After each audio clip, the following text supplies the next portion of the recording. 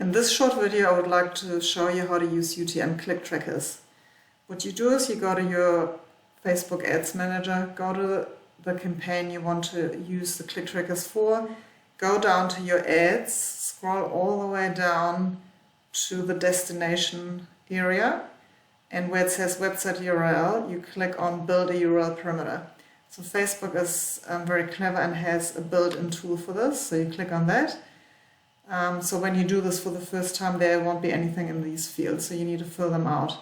So the campaign source is where you identify the source of traffic, so in this case it's Facebook.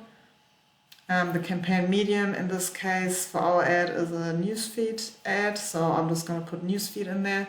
But if it's a video or a carousel or something else, you would also specify it there. Campaign name has to be unique, and make sure not to have any spaces there, and also make sure to use the exact same campaign name for all your ads within that campaign. Otherwise it would create multiple campaigns in Google Analytics. The campaign content is there to differentiate between the different ads.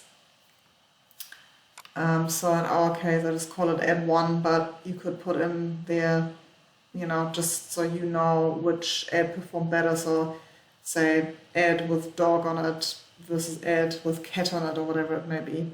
And then you just hit the apply button, and that's then all done for you. So just for you to understand how it all connects up, I'll show you where to look results up in Google Analytics. So I'm going to go over to Google Analytics.